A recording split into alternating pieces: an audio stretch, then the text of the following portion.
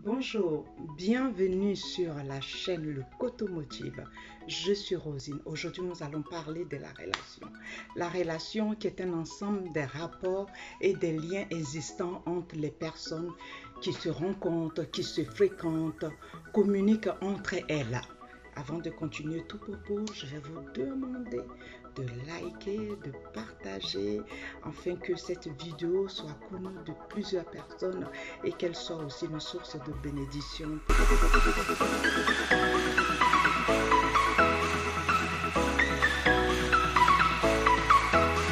La relation, toujours la relation. Je viens avec cette suite concernant la relation.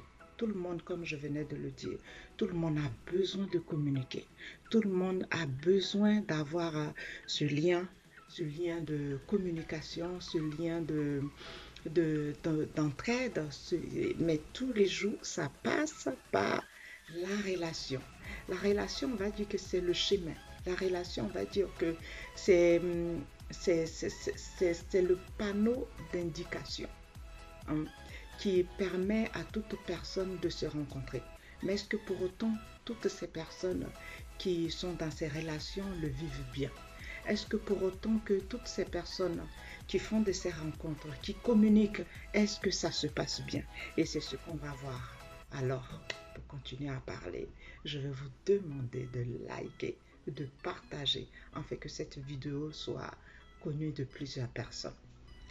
Bon, la relation, que ce soit dans tous les domaines, elle a besoin d'être vécue d'une manière absolument agréable. Malheureusement, ce n'est pas le cas pour tout le monde. Ce n'est pas pareil pour toute personne. Ça peut être une bonne relation pour les uns et ça peut être aussi une mauvaise relation pour d'autres personnes. Moi, aujourd'hui, je vais parler de plusieurs cas de type de relation. La dernière fois, j'avais parlé de la relation dans un sens unique, où je disais qu'il est important que chaque personne prenne en considération les besoins des uns et des autres. Aujourd'hui, c'est un ensemble de tout cela que je vais un peu parler pour terminer quand même mon sujet, parce que je vous avais promis la suite de cette vidéo. Dans la relation, on trouve un peu de tout. Dans la relation, on va trouver le bonheur, on va trouver aussi la paix, on va trouver aussi la joie, on va réaliser beaucoup de projets. Mais dans la relation aussi, on va trouver des multiples et des difficultés qu'on n'a pas idée. Si on voulait les citer, le nombre n'en finirait pas. D'accord? Et donc, moi, je vais parler de cette relation où on manque de respect à son semblable. Je veux parler de cette relation où on n'a aucune considération pour son prochain. Et ça, je trouve cela vraiment grave. Que ce soit même au sein du couple, que ce soit même au sein de la société, il y a certaines personnes qui ont complètement oublié cette notion, cette valeur-là de respect qui se trouve au sein d'une relation. Qu'est-ce que je veux dire par là? Dans la relation, je vais prendre un exemple.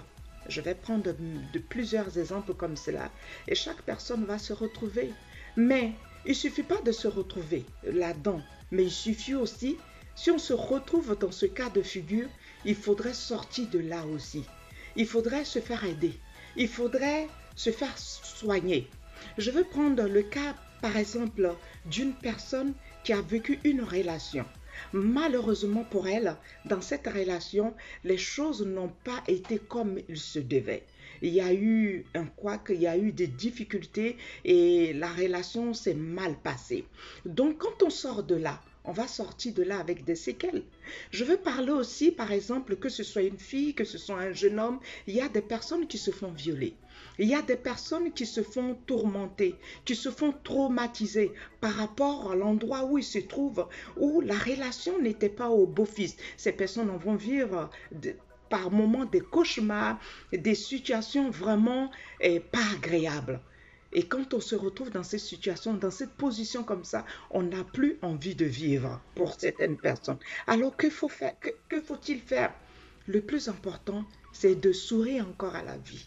C'est de dire que rien n'est perdu, que je peux réussir.